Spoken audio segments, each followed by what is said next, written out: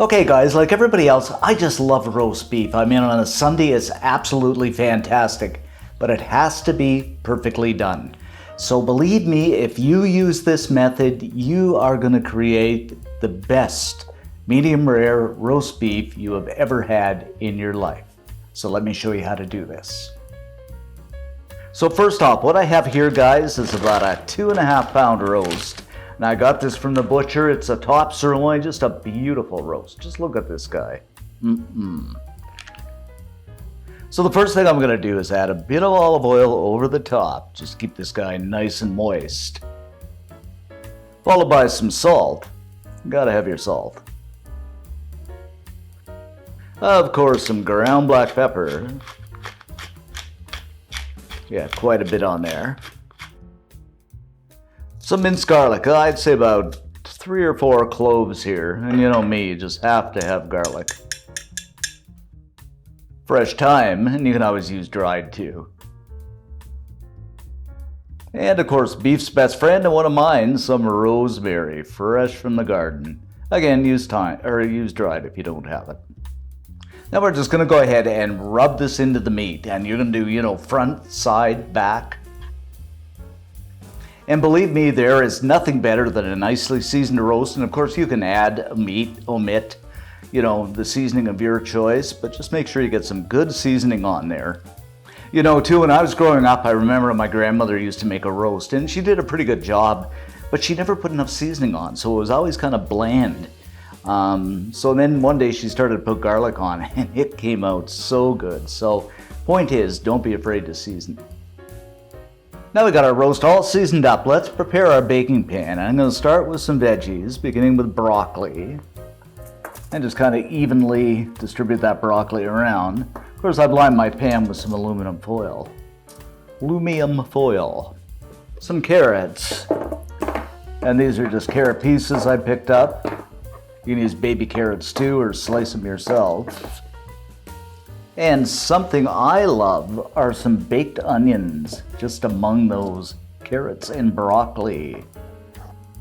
Then what I'm going to do, I'm going to give these guys a spray with some olive oil. Now you can drizzle it too, but I just bought this handy dandy sprayer for a few bucks and it works well, so they don't dry out too much. And we'll season these guys up with some salt, pepper,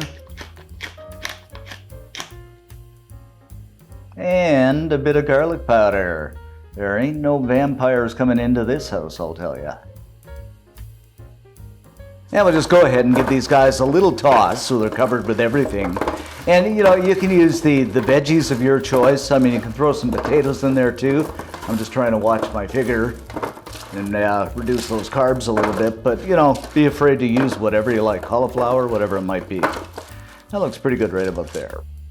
Slip our oven rack over, set our super delicious roast on, and I always do the fat side up so all that juicy fat dribbles down through the roast into the pan. And doesn't that look great already, guys? Wow.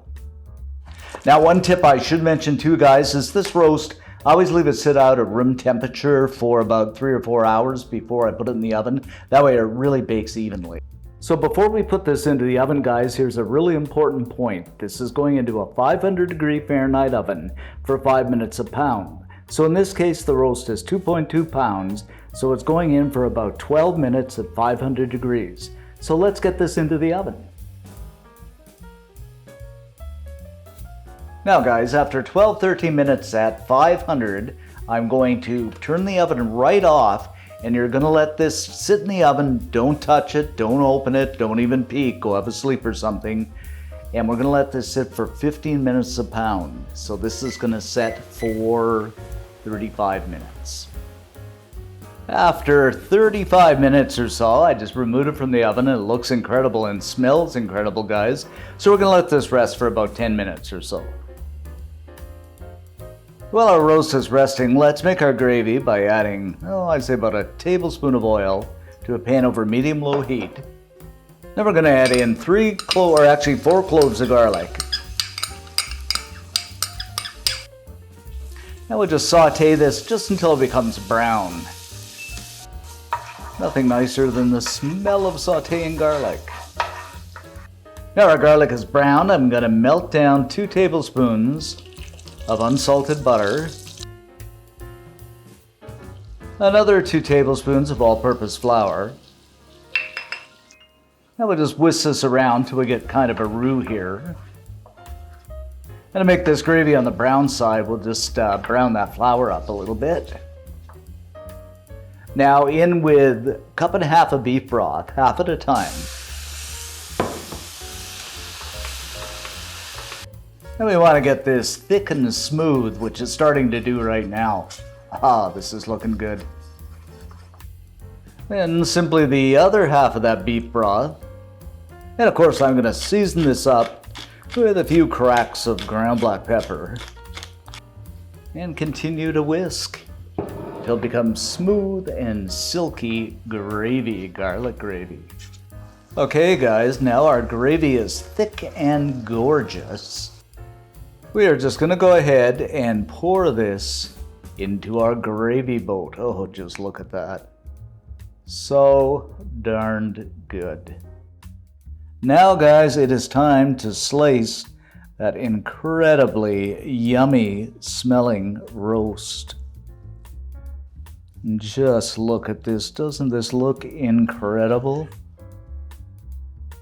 It is juicy and done to perfection. Oh, a roast for a king.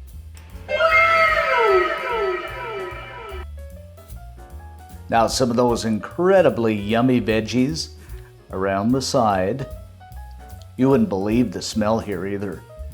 And there you have it, my friends, our perfectly done medium rare roast beef with garlic gravy. Life doesn't get any better. Okay, let's get a little slice off here, guys, and see what we have. Uh-oh. Just look at that. Wow. Okay, I'm gonna have a taste of this beef here. I don't know what to say. This is absolutely incredible. It's tender, it's juicy, done to perfection. I can't even talk right now. You just have to make this beautifully spiced. List goes on and on. So good.